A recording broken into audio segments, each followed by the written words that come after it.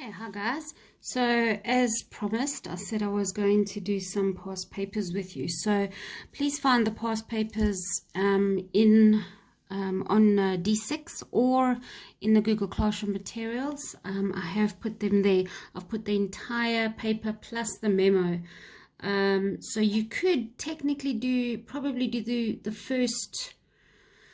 No, question 1 is multiple choice, so you probably could do question 2 up to maybe question 3 and 4 of different papers, of these papers. Well, certainly you can do question 4 of this paper. This is the 2017 paper. Now, you'll see a difference in this paper to the 2018 because the examiner changed. So you're actually going to get the examiner, very likely, you're going to get the examiner from 2018, who also did 2019 and will do this year's. So I've already given you 2019's paper, so please have a look at that. And then I'm going to do 2018 with you.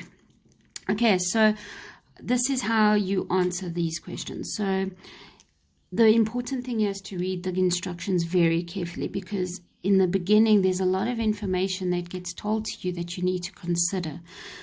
Don't highlight everything, okay? It's silly to highlight everything. And a lot of the times they highlight things that they want you to notice.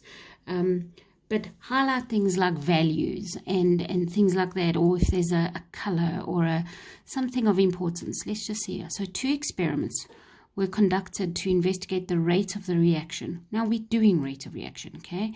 Now this lady was really nice. She actually gave you the headings. They don't do that anymore. So the rate of the reaction between excess calcium carbonate. Now what that means is that all the hydrochloric acid is going to react, leaving some of the calcium carbonate behind. We are going to do some of this after this section. Okay, we're going to look at limiting reagents and excess.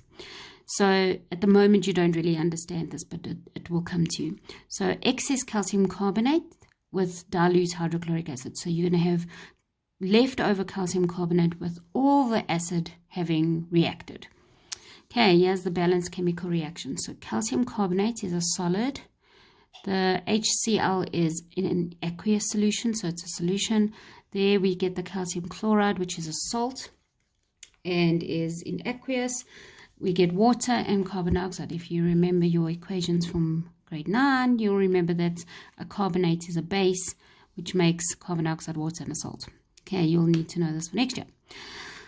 Okay, so experiment 1. So let's take a look. Okay, now what I would think you would do is highlight what you see is different. Okay, so 1 gram granules, 1 gram lump. Okay, so we see lump versus granules. That's an important difference. Here they're both 100 centimeters cubed, so their volume is the same. And they are both 0.1 mole per decimeter cubed of HCl. So the HCl is the same, the amount of calcium carbonate is the same, but this is a lump and this is in granules. Okay, let's take a look at the next one. So this one, we have 100 centimeters of HCl, 0.1 concentration. This one is also 0.1, but look at the amount. You've got a lot more hydrochloric acid than in flask Y. So flask Z has more, you can even see it, it's more than this one, which has a little bit in. Okay, so the volume is different, V different. Concentrations are the same, they are both 1 gram lumps, they're both at the same temperature, everything is the same, everything else. The only difference is that this one has more hydrochloric acid. Okay, this one's temperature is also the same. All right, so suggest a suitable method of measuring the rates of reactions in these experiments. Additional apparatus besides that shown in the diagrams may be used. State what apparatus is required and what readings would need to be taken. So for 3 marks, so it has to be something proper. So you can see that there's gas being released. So there's a number of things. You can place the conical flask onto a scale, and you can read the change in mass or the decrease in mass over time as the reaction continues. You can attach a stopper with a tube that is connected to a gas syringe that collects the carbon dioxide, and you can measure the volume of carbon dioxide per unit time. See how you would say that. I think I'm going to read you the answer. No, where is the answer? The answer says, place the flask on a scale / weighing apparatus / digital balance and measure the loss in mass over the set time period. Okay, so things like that. You have to say about the time. You can't just measure volume. Why are you measuring volume? When are you measuring the volume? Every 10 seconds, every whatever. Okay, so you have to say it over time. Please remember this is a rate, and rate always refers to something over time. Okay, identify the independent variable. Now remember, the dependent variable changes on its own. Okay, the independent is what we change. So in experiment 1, we changed it from a lump to granules. So it is the surface area, you could say, particle size, the state of it, lump versus granules, okay, anything like that. In experiment 1, which flask, W or X, will the reaction rate be faster? So I think you're all in agreement. X would be the faster because it's in granules. It says they explain fully. Now this is when you would use your collision theory. And your collision theory is all about those collisions. So I'm gonna read it to you. You can pause and write it down as I go. I'm gonna try and be slower. It's just gonna take me forever to write this down, and you can't read my handwriting in any case. Okay, so you're looking at something like, firstly, the first mark is going to be for flask X. Now, if you put flask W, and even if you put the correct reason, they don't mark any further. The minute they see W, that's it. No justification is right. So if you put flask X, you get the 1 mark, and then they'll read the rest of your answer. Okay, so flask X. Why? Because you've got a greater surface area. You could say something like smaller particle size, greater surface area, which leads to more collisions. What must you say after collisions? Per unit time, because it doesn't matter. You can have 1 million collisions, but if it happens over 1 million years, that doesn't mean it's fast. Okay, so greater surface area. Okay, 1 mark. More collisions per unit time, more effective collisions per unit time, because you've got to check that, yes, you've got more collisions, but not all of them are effective. But just because you've got more collisions, it means you've now got more effective collisions per unit time, and therefore the reaction rate will be faster. Okay, it's all about those effective collisions. Notice that I never said anything about energy in that. That's because a concentration doesn't really change the energy. Changing the temperature will change the average kinetic energy, and that would then be calculate the volume of carbon dioxide produced at STP in flask W. Now this is 5 marks. That means this isn't a straightforward calculation. So you've got to use your knowledge. Now it's important that they said STP. Can you remember why? STP means that you can use the molar volume of 22,4. Now I know it's a bit unfair of me doing this one with you now, because we're about to start stoichiometry this week. So can you see how they've incorporated stoichiometry and reaction rates? It's a very common thing to do. So we're going to use this because we need to find volume. So we know that we can use the, volume over molar volume. Okay, we know that we can use that because we need that. We've got that, but now we need moles. But what do we know about flask W? There's a whole load of things we know. Okay.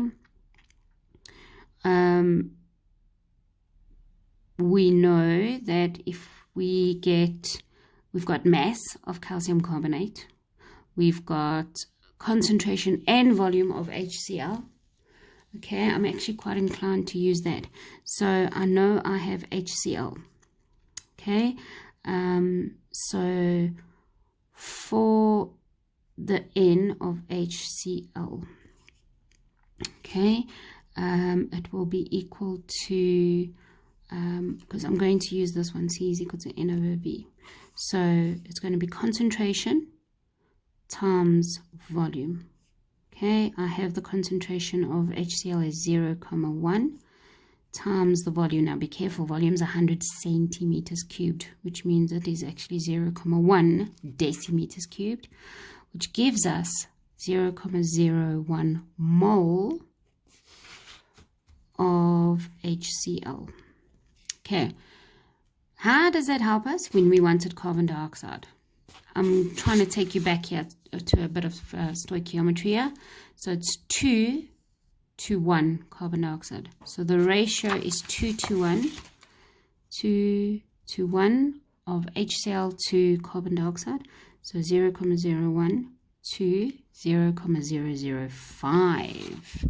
Okay, so that is my moles of carbon dioxide. Okay. So that means that I can then put it in this equation, 0,005 times the molar volume of 22,4, and we get the volume, and the volume would be equal to 0,11 decimeters cubed. Okay, right, so that's that. Don't forget to put your correct units. Okay, so you see why it's 5, because you had to work things out first before you could use the obvious thing. But I wanted you to see how you would do this. STP was written on purpose here because they're just looking at the gas. So even though I've said to you, you can only use STP, I feel like I'm dyslexic, STP when they're all gases. It's only if you're using the whole thing, but they are only looking at carbon dioxide now as if it was being captured. Okay, so that's where you can use that, which means you're then going to be able to use that. You then see, oh, I need moles. How can I work out moles? Oh, I have to use stoichiometry. Okay, consider the reaction conditions given for experiment 2. Experiment 2. How will the rate of the reaction in flask Z compare to that in flask Y? Now, think about the things, the factors that affect rate. Temperature. Temperatures are the same. States are the same. Concentrations are the same. There's no catalyst, so their rates are going to be the same. Okay, it is observed that the total volume of gas produced in Z, this one here, is greater than that produced by Y. Account for this observation. So remember I said to you the only things that change the rate is the state of a solid, the pressure of gases, the concentration of the liquids, if there's a catalyst, and the temperature. Everything else, like a volume, doesn't change anything unless you've added more HCl by itself to increase the concentration again. All you do is that there are more molecules of HCl, and we know this was in excess because that's what they said. So you're going to just produce more carbon dioxide. So that's all you need to say for 2 marks. There are more molecules to react with the excess calcium carbonate. Remember, they highlighted that word, and therefore produces more carbon dioxide. And that's it. Okay, so that was reaction rates for this paper. I'm going to quickly do reaction rates for this one.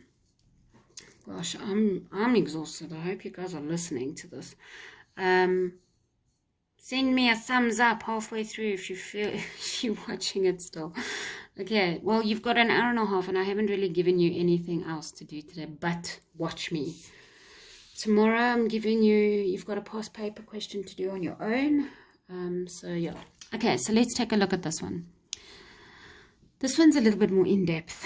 Okay, so chromium metal reacts with hydrochloric acid.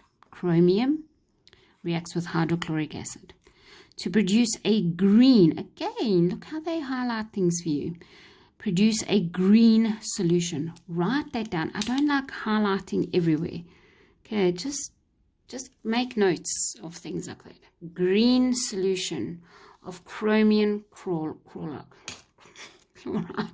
Sorry, girls. It's really late. It's after 10 o'clock and this is my last video, so I'm quite tired. Okay. I must focus. As shown in the following balanced chemical equation. Okay. Right. So it says complete an energy profile. I'm not going to do this with you because we're busy with reaction rates, but I'm just showing you how it can link. So it's delta H is less than 0, which means it's a negative, which means it's exothermic, which means your energy profile is going to do something like that. Okay, that's your energy profile graph, and you do it like that. And then you put the relevant labels on it. Okay, Dana performs a series of experiments to test the effect of certain factors on the average rate of reaction between chromium, metal, and hydrochloric acid.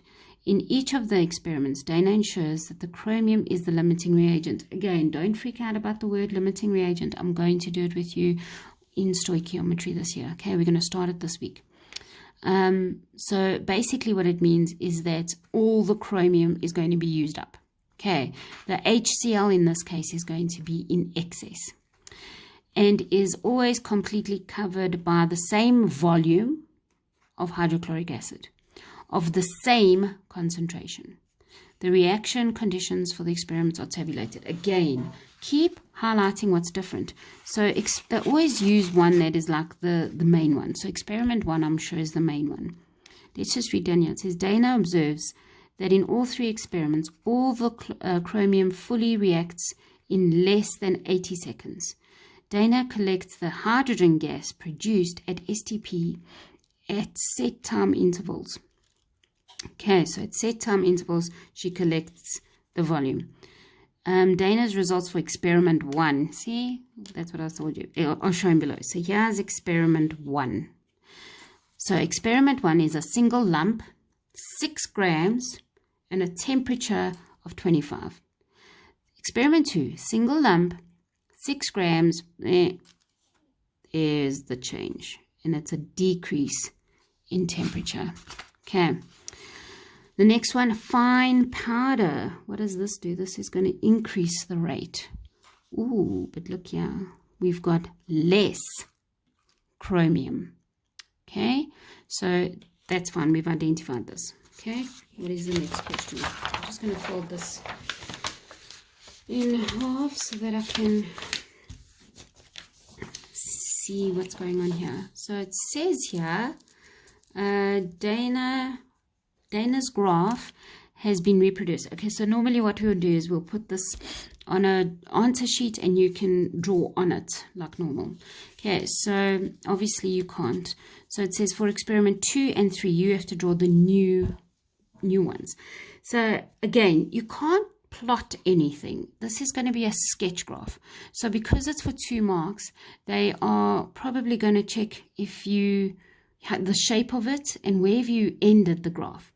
So let me do experiment 2. So we know that the same amount of chromium is in the experiment. So that means we're going to land up with the same amount of hydrogen gas. Notice how the hydrogen gas is one long line after 40 seconds because no more gas is being produced.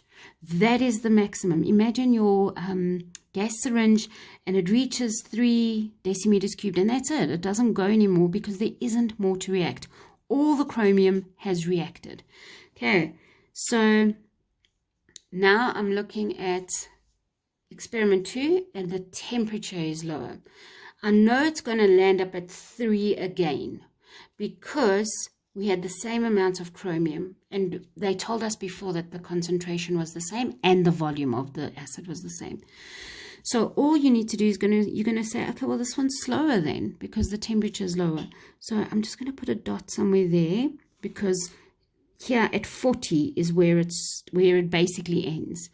So I start at the same place, but I'm actually now going to go there and we're going to go to the same place. But now you can see this one is not as steep as that one. And look where it has reached its maximum hydrogen after 40 seconds, where this one reached it at 40 seconds. This one's over 50 seconds. So this one went slower. So all I want to see, you can put a bit of a curve in there if you want. Just don't do what I'm doing now. That's terrible. Okay, make a nice line. Do it in pencil. You're allowed to do it in pencil. They'll mark it in pencil. Okay, so there it is there. This is for experiment 2. Now experiment 3, now we know it's a fine powder. So we know it's faster. Okay, the rate has increased. But we've decreased the amount of chromium put in. So how is that going to affect it? It's not going to produce as much hydrogen gas because we now have less chromium to react with the hydrochloric acid to produce that gas. So we know it's going to be, they don't care where it is as long as it's below that. They haven't given you any values. So I'm going to go here. This is where I'm going to put my straight line. Now it is quicker. So it's going to reach the straight line before that one. And I can then go I can actually go like that. And there we go. You see how that is steeper? And it has reached it has reached its maximum over here below 20 seconds. And it now carries on going. Okay. And it is less because we had less chromium, but it is steeper and reaches the maximum quicker because the rate was faster because of the fine powder. Okay, so I hope you understand that. And other than measuring the volume of collected hydrogen gas produced over time, briefly just got one alternative method. Now, I suppose you could use the mass here, but the thing is that's worrying me is that they mentioned green here. So, and we haven't discussed this, but you can get a green or a light meter, like a colorimeter. So you could, if you had proper equipment, you could have a colorimeter measuring the intensity of the green in the solution, and over a time interval you keep measuring the intensity of the green. So that could be one over there. Okay, determine the total moles of hydrogen gas collected at STP. Now again, girls, this is what's it called? Stoichiometry. This one as well, limiting reagent and the percentage yield. We haven't done that yet, so I'm going to leave that for now. We could technically do that one, but I'm not going to worry now. This is again stoichiometry, so I'm going to just jump to this. Okay, 2.4.3, calculate the average rate of formation of hydrogen during the first 40 seconds. So if we take a look here, round your answers off. So in the first 40 seconds, so let me change here. So there we go there. Okay, so we know that reaction rate is equal to, in this case, it's equal to the change in y over change in x, and my y is volume, changing volume over changing time.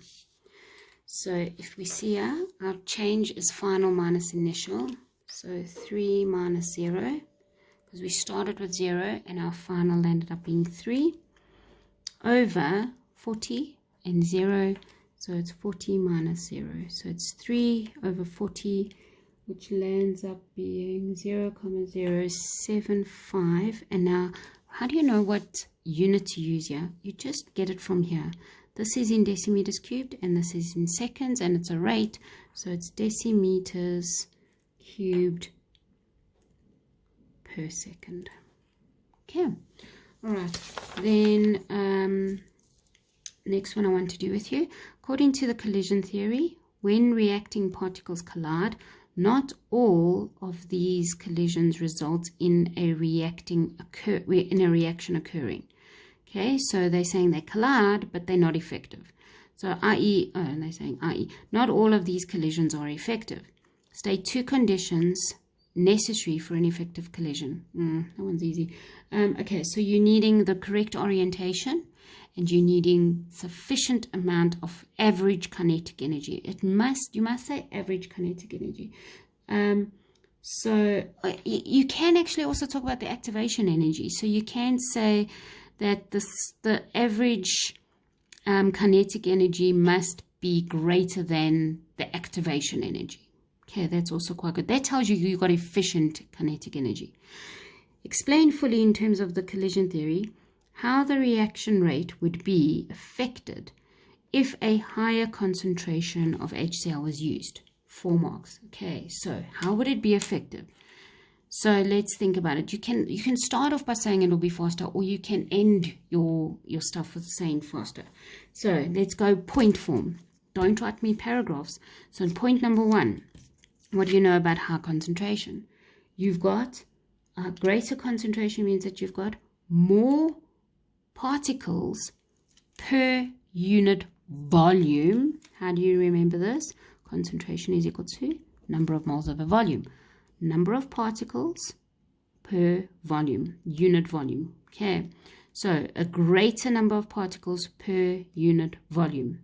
Okay, number 2, what happens? This then increases the number of collisions. That's your second point. Increases the number of collisions. I can't just say collisions. I have to say per unit time. You have to say in a time interval. I suppose they would accept per second. What does this do? This increases the number of effective collisions per unit time. Okay, so increase number of particles per unit volume, which increases the number of collisions per unit time, which increases the number of effective collisions per unit time, which increases the reaction rate. There's your 4 marks. Okay, point form. Done. This is stuff on electronegativity and bonding. I'm not going to worry about that now either. You can finish this. I have given you the memo. What I suggest you do now, girls, because you've got an hour and a half with me now, and this has not taken up. You've got some videos that you're watching. Have you? What are you doing? Yeah, you've got 2 videos, which are not going to take you very long at all. And then you've got this video. I would say you watch this video again. Okay, this pretty much has covered a lot of the types of questions that you can get. So watch this video twice, please. You've got an hour and a half. This probably only took you 45 minutes. Watch it again, okay? All the videos. Okay, so please. Tomorrow, I want you to have that Sayeti question ready so that you can start. I'm thinking of letting you do Google Meet on Wednesday so that you sit and do it in silence. You can put mute on. You can even not have your picture shown. But if anybody wants to ask a question, you can unmute yourself. We did that the other day, and it really worked well. I know Zante and Chloe were there. Shaylin, you were there, and that actually worked really nice. You sat quietly, I sat and worked, and when you wanted to ask a question, you just unmuted yourself and you asked. I think let's do that on Wednesday as well. And then I'm going to give you a quick task, a last task on reaction rates on Thursday, and then Friday we're going to start with quantitative chemistry again, so the stoichiometry and mole calculations. All right. Okay, girls, watch this one again. Okay, love you lots.